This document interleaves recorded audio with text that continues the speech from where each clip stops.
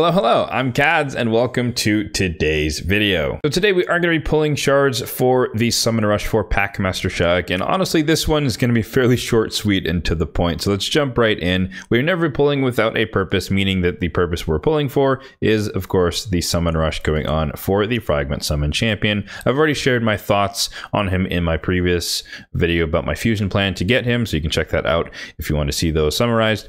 But essentially our goal here is the lower milestone here of 2350 points, and you can see that we've already pre-pulled mystery shards all the way up to 350, so we're good to go on that. So we only need to pull 4 sacreds.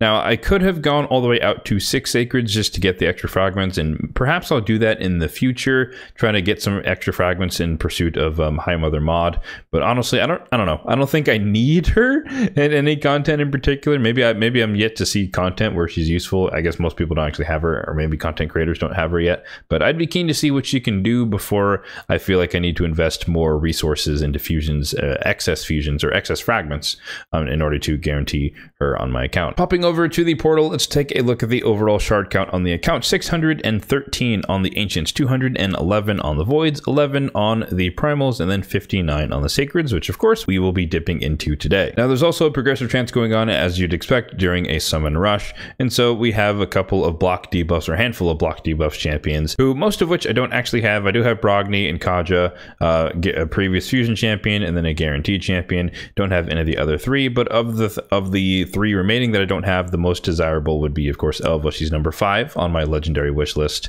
and then filling the slot here with just Sepulchre Sentinel, because I do need more dupes of Night Rev to handle some epic empowerment / faction guardian efficiency for that faction. I think a lot more people would be compelled to go for a Duchess and or honestly a Siphi if you were to be pulling Voids. We are not in this session, but I could see those being the 2 most enticing champions or the most enticing legendaries, but for me it is Elva Autumnborn. If we take a quick look at the Mercy tracker here, you can see, focusing on this row here, that we are not in Mercy. We're going to be pulling 4 sacreds, so we're not guaranteed a legendary. We might get something, we might get nothing, who knows. It'll be fairly quick either way, and we'll just have to see what's going to happen. So let's jump right into the pulls. We have perfectly enough space. We have oodles of cash, and hopefully we get some pretty decent luck centered around right around here if we happen to get a legendary at all. But as we said, you know, epics, Sepulchre Sentinel would be useful, but also epics for empowerment, or epics for Lady Mikage, and that is not someone we want to see. Bushi, one of the most annoying champions in the game in enemy ways, because he's one of the people that revives himself and comes back with unkillable, which is the detriment of all turn meter control teams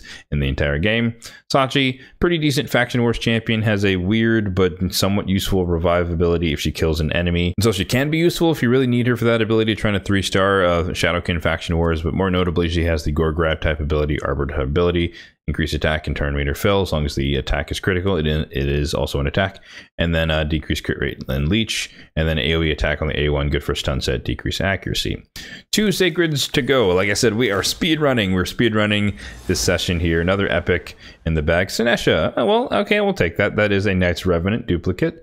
But yeah, she's okay. AoE on the A1, also good, and a stun set. Pretty decent heal with the equalizing of HP, and then another heal with the single target lockout ability. And then last one here is going to be Pharsalis Grave Dirt. Pretty underwhelming epic. I think he has like Provoke on the A1, and then True Fears when it's passive. Again, one of those champions who's more annoying as an enemy champion, or an enemy wave champion, but nothing significant. So as we expected, 4 sacreds, 4 epics, and basically nothing to show for it. So let's hop over to the Summon Rush, double check the math. Fairly confident in this one because 500 times 4 is very, very simple math, but we have all of the fragments that we wanted to get from this event, and we can move on and focus our efforts elsewhere. And a quick side note here, I think it's kind of interesting what arises with these types of videos where you know you're pulling a small amount of shards, and thus it's unlikely for something to happen. On one hand, it's like this is probably going to be boring for people to watch because it's going to be super quick and there's nothing really happening, there's no excitement. But on the other hand, it's like, well, this is, you know, the reality of shard pulling. You're not always going to get lucky, and so it's good to show that, hey, everyone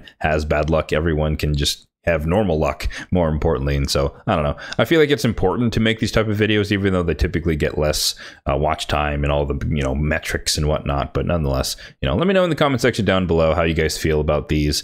It's not really going to stop me from making them, because again, I do think I'm more in the latter camp of the examples I gave. I think it's just more value added to show that all the spectrum of good and bad luck, just however it happens. But I do notice behind the scenes, because I can see all the analytics, that videos where things don't actually happen, or maybe they're just less clickbaity with the title and or thumbnail, who knows, those just tend to perform a little bit worse. Not badly per se, but just a little bit worse. But I digress. So that is going to do it for today's video. Like I said, we're going to keep this one short and sweet. We pulled the amount of shards we needed to get the minimum from the summon rush, and thus that is complete, and we can carry on with the fragment summon. As always, if you did enjoy the video, then be sure to hit that like button down below, and feel free to subscribe to the channel for more content just like this one in the future. Thanks for watching, and have a good one.